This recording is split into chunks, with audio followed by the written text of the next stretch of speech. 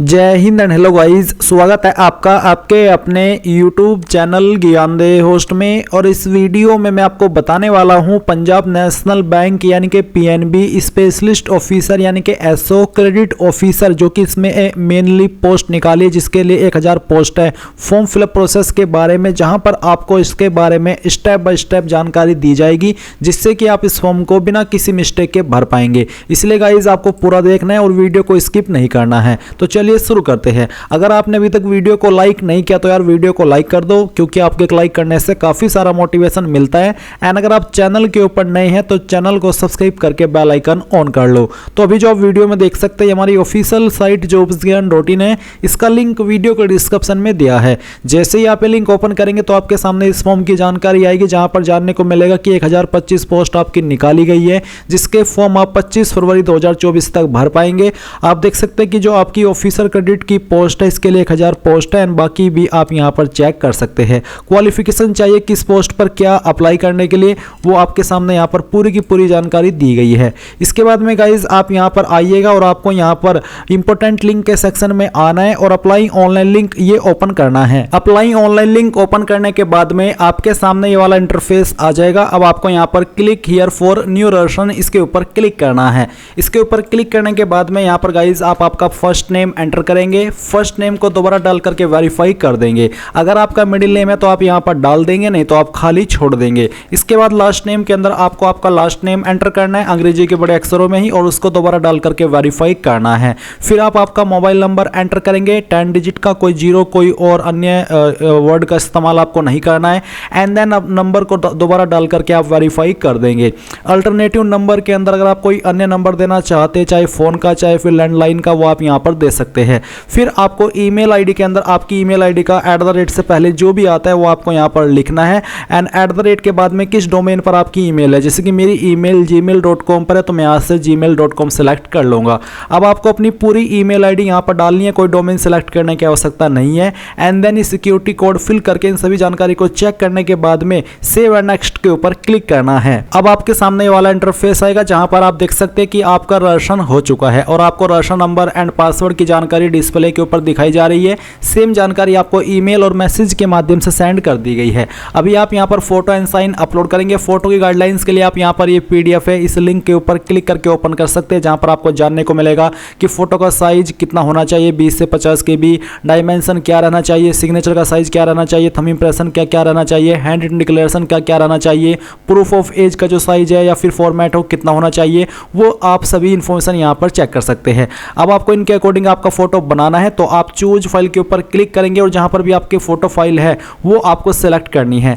तो यहां पर मैं इस फाइल को सेलेक्ट करता हूं और ओपन कर लेता हूं, तो आपका फोटो इस तरह से आ जाएगा। अगर आपको यहां पर आपका फोटो नहीं दिखाई दे रहा तो आपको एक बार रिफ्रेश कर लेना है, क्योंकि कई बार सर्वर की वजह से यहां पर फोटो शो नहीं होता। फिर आप यहां पर टिक करके करेंगे कि हाँ मेरा फोटो वैलिड है। इसके बाद में जहां पर आपका साइन है, आपकी साइन की फाइल आपको सेलेक्ट करनी है, यहां से ओपन करनी है। साइन का साइज 10 से 20 KB के बीच में होना चाहिए और फिर यहां पर टिक करके नेक्स्ट के ऊपर क्लिक करेंगे। अब आपके सामने यहां पर 3 ऑप्शन आ चुका है, यानी कि 3 स्टेप आ चुका है। तो पोस्ट ग्रेड आप किस पोस्ट पर अप्लाई करें, मैं यहां पर ऑफिसर क्रेडिट की पोस्ट पर अप्लाई करके दिखा रहा हूं, तो मैं इसको सेलेक्ट कर लेता हूं। कास्ट कैटेगरी आपकी SC ST OBC EWS जो भी है वो आप यहां पर टिक कर दीजिएगा। इसके बाद में क्या विकलांग है और आपकी विकलांगता 40% या उससे ज़्यादा है, अगर हाँ तो यस, नहीं तो आप नो करेंगे। इसके बाद अगर आप इसमें यस करते हैं, आप विकलांग है, तो आपके सामने ऑप्शन एक्टिव होंगे जिनमें कि आपको आंसर करने हैं डिसेबिलिटी से रिलेटेड। अगर आप नहीं है विकलांग तो नो करेंगे और आपके सामने ये ऑप्शन इनएक्टिव रहेंगे, यानी कि आपको इनको आंसर करने की आवश्यकता नहीं है। फिर एक और सवाल है कि are you a person with specified disability, ये भी बेसिकली विकलांग के लिए ही है।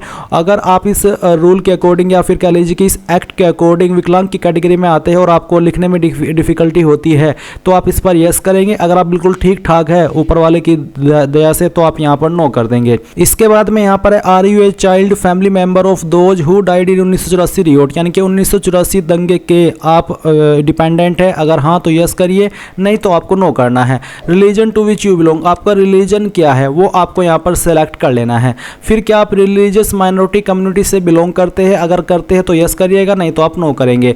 क्या आप एक एक्स सर्विसमैन है इंक्लूडिंग ECOS और SSC-COS, अगर हाँ तो यस, नहीं तो आप नो करेंगे। इसके बाद यहाँ पर है नेशनलिटी, तो आप नेशनलिटी में इंडियन सेलेक्ट कर लेंगे। एंड देन फिर आपको बताना कि कौन सी स्टेट या यूटी के अंदर आप अपना एग्जाम सेंटर रखना चाहते हैं, वो स्टेट आप सेलेक्ट कीजिए। और फिर किस सिटी के अंदर चाहते हो वो सिटी भी आपको सेलेक्ट कर लेनी है। इसके बाद में आपको यहाँ पर आपकी डीओबी बतानी होगी। पहले डे सेलेक्ट कीजिए, फिर यहाँ से आपका मंथ और फिर जो भी ईयर है वो भी आप सेलेक्ट कर लेंगे। जेंडर आपका क्या है वो आप टिक कर देंगे। अगर आप जुड़वा भाई बहन है तो आप यहाँ पर यस करेंगे, नहीं तो आपको नो करना है। अगर आप जुड़वा है तो यस करने के बाद में आपको जुड़वा का नाम और जेंडर भी बताना होगा। मैरिटल स्टेटस क्या है वो आप यहाँ पर टिक कर देंगे। एंड देन फिर आपका जो फादर नेम है वो भी आपको यहाँ पर एंटर करना है 10th के सर्टिफिकेट के अकॉर्डिंग। फिर आपको आपकी माता जी का नाम एंटर करना है। अगर आपकी शादी हो चुकी है तो आप यहाँ पर स्पाउस नेम में आपके पति पत्नी का नाम एंटर करेंगे। इसके बाद में एड्रेस फॉर कोरेस्पोंडेंस में जो आपका प्रेजेंट एड्रेस है वो आपको यहाँ पर लिखना है। जो भी एड्रेस है वो आप यहाँ पर डाल दीजिएगा और फिर डिस्ट्रिक्ट आपकी जो भी है वो डिस्ट्रिक्ट आपको यहाँ पर एंटर कर देनी है। एंड देन स्टेट आपकी कौन सी है वो स्टेट सेलेक्ट कर लेनी है और फिर जो आपका पिन कोड है वो भी आपको यहाँ पर डाल देना है। अगर आपका प्रेजेंट एड्रेस और परमानेंट एड्रेस सेम है, एक ही है, तो आप यहाँ पर टिक कर दीजिए। अगर अलग है तो अनटिक करके अलग से परमानेंट एड्रेस भरिएगा और फिर किस एड्रेस के ऊपर आपको जीएसटी इनवॉइसिंग चाहिए वो आप यहाँ पर सेलेक्ट कर लीजिए। एंड देन फिर आप सेव एंड नेक्स्ट के ऊपर क्लिक करेंगे। अब आपके सामने यहाँ पर क्वालिफिकेशन की जानकारी आ चुकी है। तो सबसे पहले यहाँ पर ग्रेजुएशन का सेक्शन दिया है, तो आपके पास इनमें से किस सब्जेक्ट या स्ट्रीम के अंदर है वो आप सेलेक्ट कर ले। अगर इनमें नहीं है तो अदर्स के ऊपर क्लिक करके खुद से अपनी क्वालिफिकेशन का नाम यहाँ पर एंटर कर दे। एंड देन फिर यहाँ पर आता है यूनिवर्सिटी इंस्टीट्यूट नेम, तो कहाँ से आपने की है आपकी क्वालिफिकेशन वो आपको यहाँ पर एंटर करना है। आप यहाँ पर आपकी यूनिवर्सिटी का पूरा नाम डालिएगा और फिर कब आपने पास किया वो डेट, मंथ और जो ईयर है वो आपको यहाँ पर सेलेक्ट कर लेना है। इसके बाद गाइज यहाँ पर परसेंटेज आपकी कितनी है वो आप यहाँ पर एंटर करेंगे। क्लास ग्रेड क्या है वो आप सेलेक्ट कर लेंगे। इसके बाद आती है पीजी डिग्री। अगर आपके पास पीजी क्वालिफिकेशन भी है तो आप यहाँ पर उसको सेलेक्ट कर लीजिए, जैसे कि 2 year full time MBA in finance जो भी है वो आप यहाँ पर टिक कर लेंगे। एंड देन फिर यहाँ पर आपको आपकी यूनिवर्सिटी का नाम सेम वे में, डेट ऑफ पासिंग, परसेंटेज और आपकी क्लास क्या है वो आपको सेलेक्ट करनी है। कोई प्रोफेशनल क्वालिफिकेशन है वो भी आप यहाँ पर इस तरह सेलेक्ट करके भर देंगे। कोई अन्य क्वालिफिकेशन है उसकी जानकारी भी आप यहाँ पर दे देंगे। इसके बाद नीचे आएंगे यहाँ पर एक्सपीरियंस का सेक्शन। तो अगर आपके पास एक्सपीरियंस है और आप उसकी जानकारी दे रहे हैं तो आपको यहाँ पर नेम ऑफ द एम्प्लॉयर के अंदर कंपनी या फिर उस बंदे का नाम देना है जहाँ पर आप काम करते थे। डेजिग्नेशन के अंदर उस पोस्ट का नाम जिस पोस्ट पर रह करके आपने काम किया है। फ्रॉम के नीचे जो डेट, मंथ, ईयर है यहाँ पर आप वो डेट सेलेक्ट करेंगे जब आपने जॉब ज्वाइन की थी। और टू के नीचे जो डेट, मंथ, ईयर है यहाँ पर आप वो डेट सेलेक्ट करेंगे जब आपने जॉब छोड़ी थी। नेचर ऑफ ड्यूटीज़ यानी कि किस तरह का आपका ड्यूटीज़ का नेचर था वो आप बताएंगे और क्यों आपने जॉब छोड़ी उसका कोई भी छोटा मोटा रीज़न आप यहाँ पर दे देंगे। फिर आती है लैंग्वेज नोन। तो लैंग्वेज आपको जो भी आती है वो आप यहाँ पर लिखिए और बताइए मुझे पढ़नी आती है, लिखनी आती है और बोलनी आती है। फिर जो आपको सेकंड लैंग्वेज आती है वो आप यहाँ पर लिखिए और उसका स्टेटस भी आपको सेम तरीके से बता देना है। कोई तीसरी लैंग्वेज भी आपको अगर आती है तो वो भी आप लिख देंगे और उसका स्टेटस सेम तरीके से बताएंगे और सेव एंड नेक्स्ट के ऊपर क्लिक करेंगे। अब आपके सामने आपके फॉर्म का प्रीव्यू आ चुका है। आपने जो भी जानकारी भरी उन सभी को चेक कीजिए। चेक करने के बाद में यहाँ पर आई एग्री के ऊपर क्लिक कीजिए। कंप्लीट रजिस्ट्रेशन के ऊपर क्लिक करके यहाँ से ओके कर दीजिए। एक बार फिर से ओके कर दीजिए। अब आपको यहाँ पर कुछ डॉक्यूमेंट अपलोड करने हैं। एक है लेफ्ट थंब इंप्रेशन। मैंने आपको यहाँ पर बताया था कि किस डॉक्यूमेंट का साइज कितना होना चाहिए, फॉर्मेट क्या रहना चाहिए, इसकी जानकारी आप यहाँ पर इस पीडीएफ के अंदर अभी भी चेक कर सकते हैं।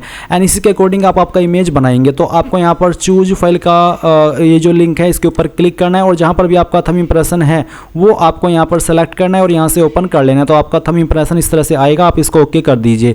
फिर आपको यहाँ पर हैंड रिटन डिक्लेरेशन अपलोड करना है। इसमें क्या लिखना है वो आप जान लीजिए। जो लिंक मैंने आपको वेबसाइट का इस वीडियो के डिस्क्रिप्शन में दिया है ये आप ओपन करिएगा। इसको ओपन करने के बाद में आप यहाँ पर देख सकते हैं हैंड रिटन डिक्लेरेशन के नाम से एक हेडिंग है। ये लाइन आपको एक कोरे कागज के ऊपर लिखनी है और जहाँ पर स्पेस दिया है यहाँ पर आप आपका नाम और फिर डीओबी लिख देंगे। एंड फिर इसको स्कैन करने के बाद में 100 KB से कम के साइज में आपको यहाँ पर इसको अपलोड करना है। तो चूज फाइल के ऊपर क्लिक कीजिएगा और जहाँ पर भी आपका हैंड डिक्लेरेशन है वो सिलेक्ट कीजिएगा और इस तरह से वो यहाँ पर अपलोड हो जाएगा। फिर आप यहाँ पर आपका proof of date of birth जिसमें कि आप यहाँ पर आपका 10th का सर्टिफिकेट जिसमें कि आपकी डीओबी दी गई है वो अपलोड कर सकते हैं या फिर जो आपका जन्म प्रमाण पत्र है वो भी आप यहाँ पर अपलोड कर सकते हैं। एजुकेशनल क्वालिफिकेशन डॉक्यूमेंट, तो जो भी आपकी शैक्षणिक योग्यता है उसके जो भी डॉक्यूमेंट्स है वो आपको एक पीडीएफ के अंदर, सिंगल पीडीएफ के अंदर मर्ज कर लेने, अगर एक से ज़्यादा सर्टिफिकेट है वो, और उसको यहाँ पर अपलोड करना है।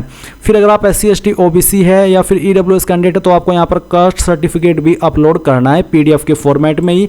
एंड देन सिक्योरिटी कोड डालेंगे और सेव एंड नेक्स्ट के ऊपर क्लिक करेंगे। अब आपके सामने पेमेंट का अमाउंट है तो ये सिक्योरिटी कोड डाल करके आप पेमेंट अमाउंट को कंफर्म करके सबमिट पर क्लिक करेंगे और आपको पेमेंट के पेज पर ट्रांसफर कर दिया है। आप अपनी application fees, credit card, debit card, other debit card, internet banking, wallet, cash card, QR, UPI, इनमें से किसी भी माध्यम का इस्तेमाल करके फीस को जमा कर सकते हैं।